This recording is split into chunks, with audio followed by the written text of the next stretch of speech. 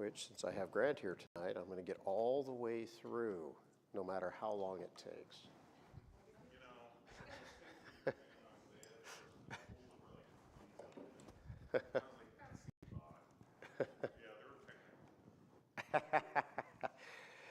All right. To recap, we've been working our way through Isaiah.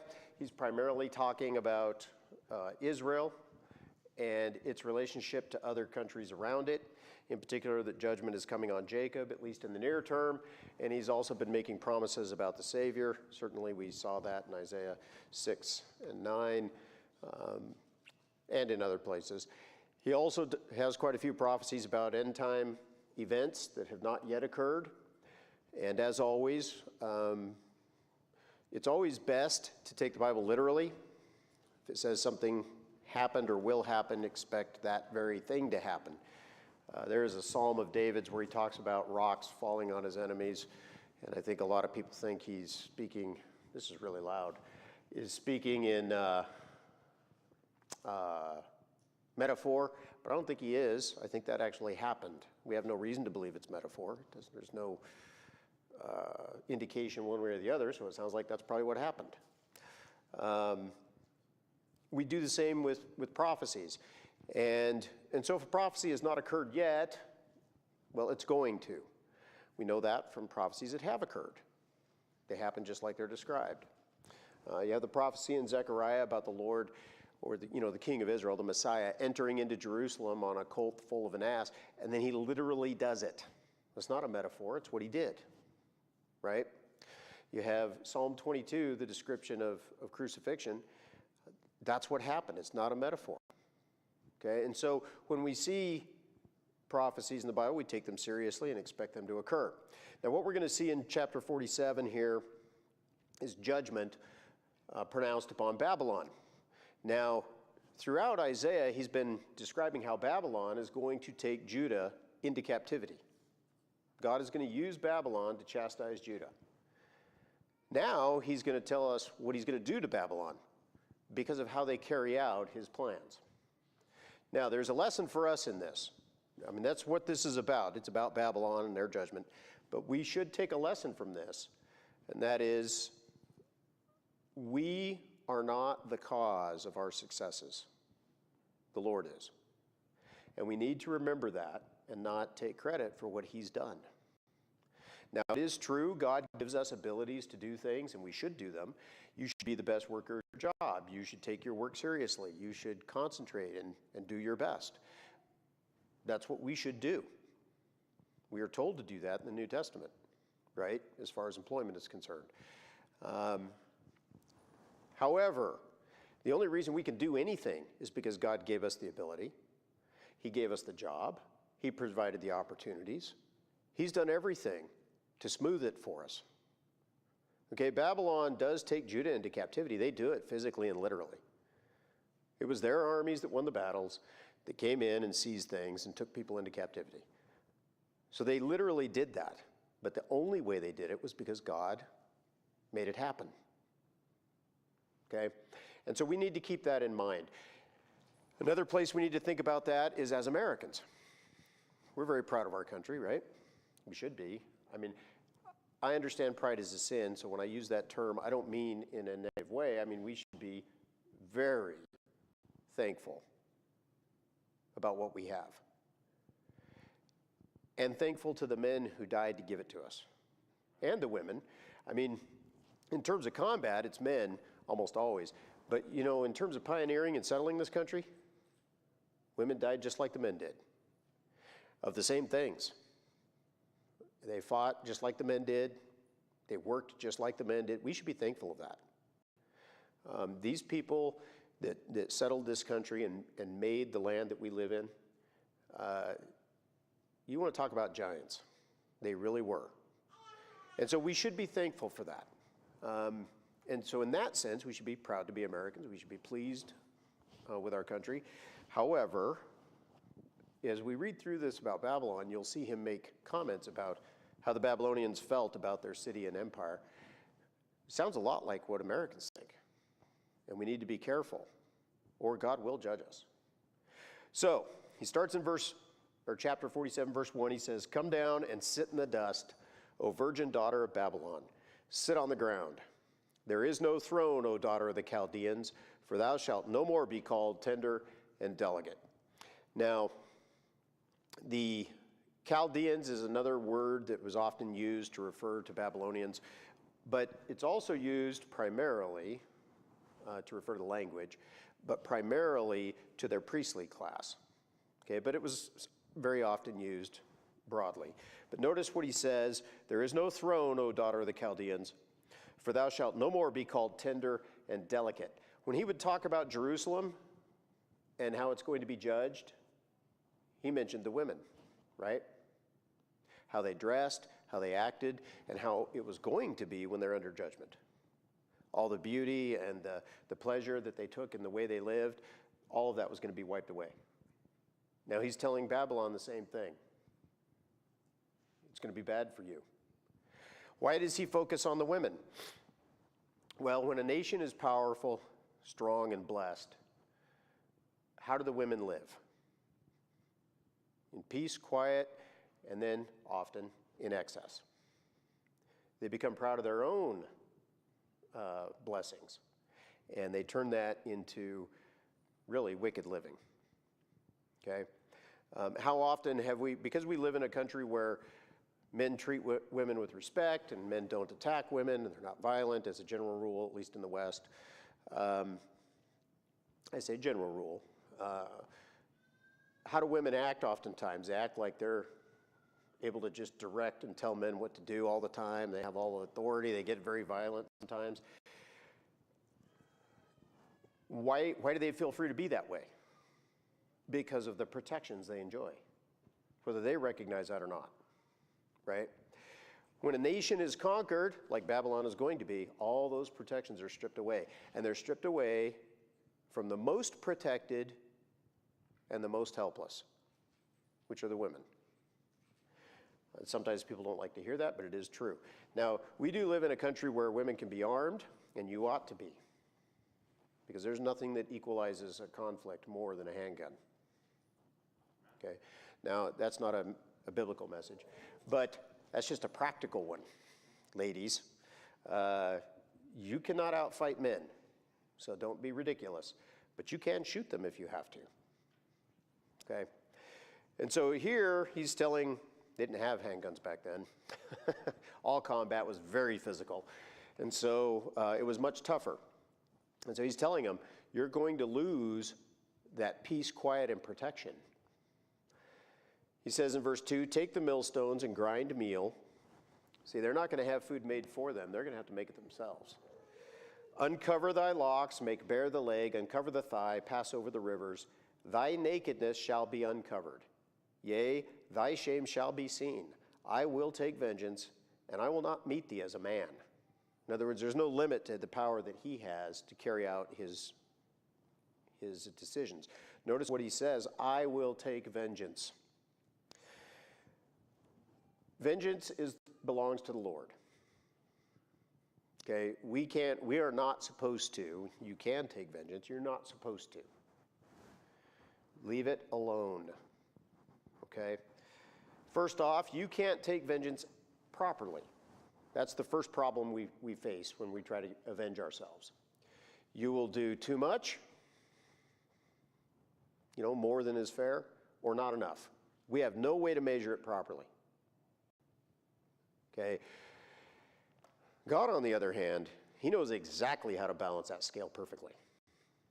Let him do it. Okay? Second, our vengeance is often improper because the person we're taking it out on we think harmed us and he didn't. But God knows who's done everything. Third, sometimes people repent. And we're not very patient with that. But God is. And in that case, the vengeance for what was done to you was taken out on Christ. So it's done. Okay? And we should be fine with that. Because all of our things that we've done wrong, we don't want God to take vengeance on us for it. Right? We want that put on Christ. Praise the Lord. And so when it comes to vengeance, this is God's business. He said He will take vengeance. He will repay. Here he's describing how he's going to take vengeance on Babylon. And then the question is, well, but why?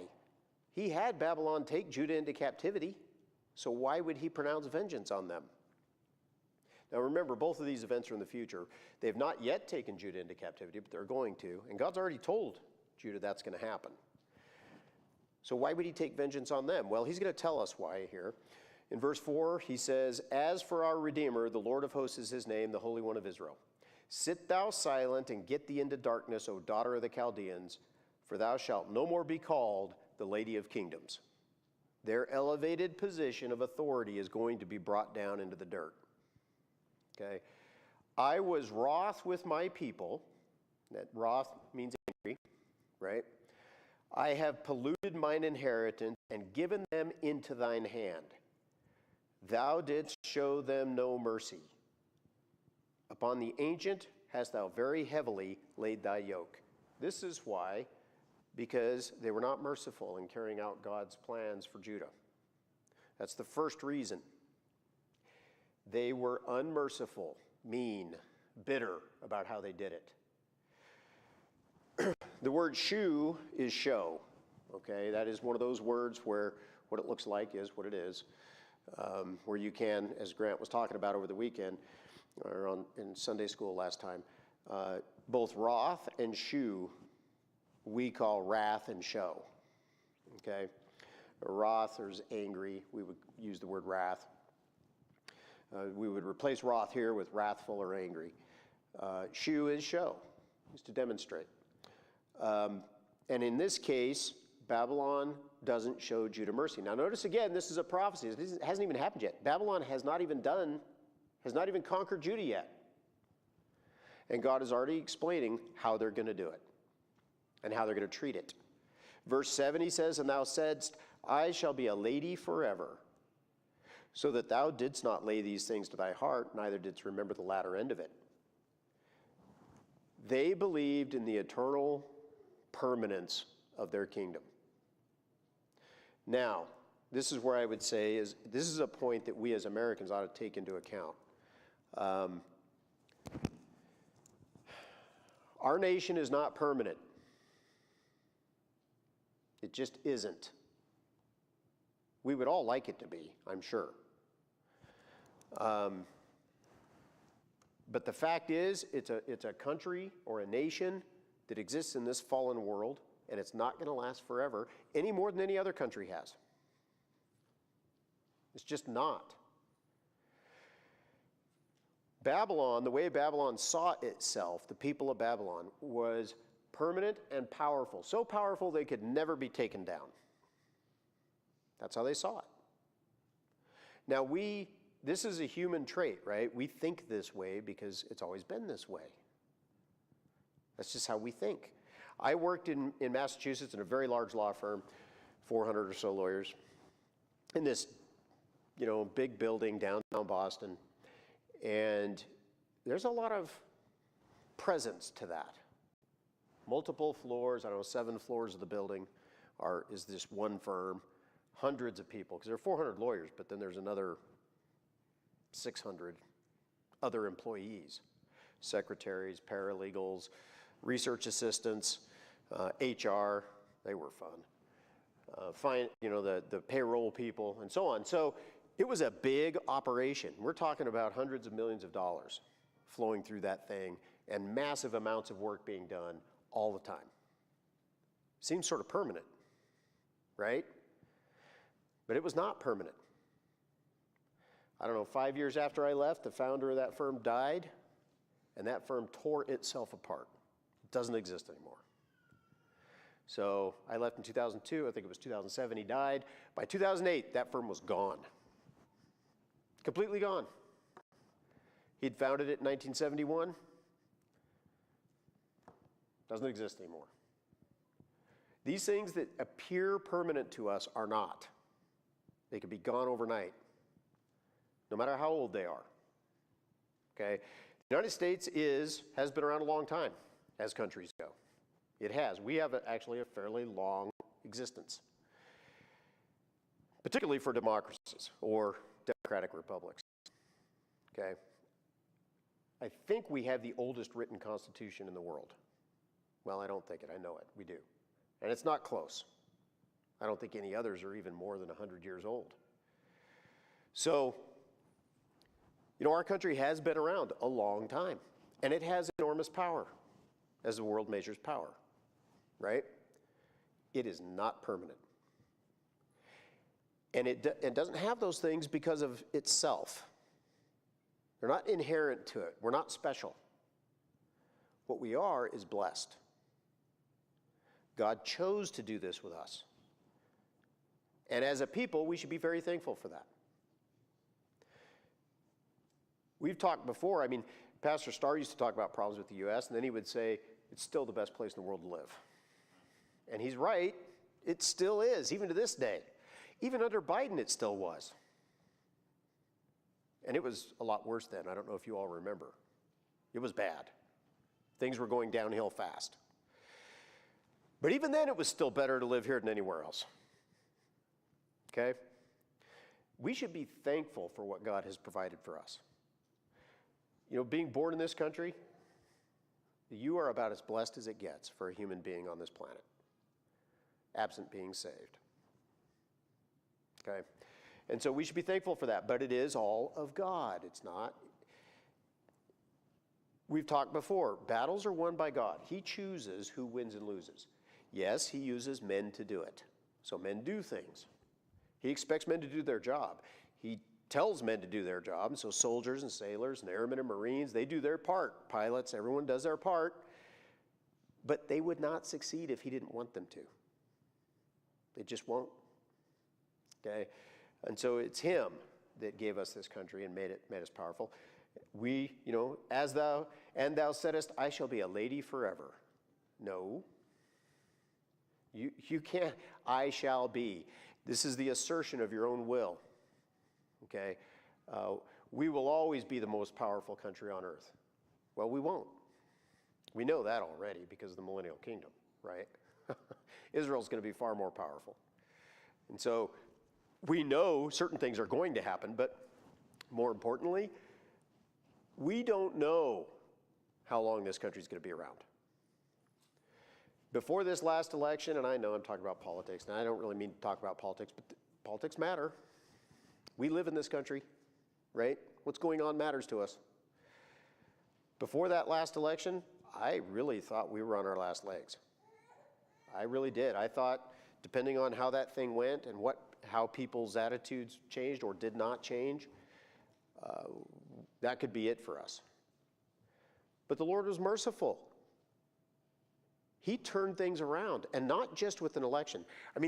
There are major shifts that have occurred in our culture and are continuing to occur that I didn't think would happen, even though I was praying for them. Okay, so this is an act of mercy by God, and we should be very thankful.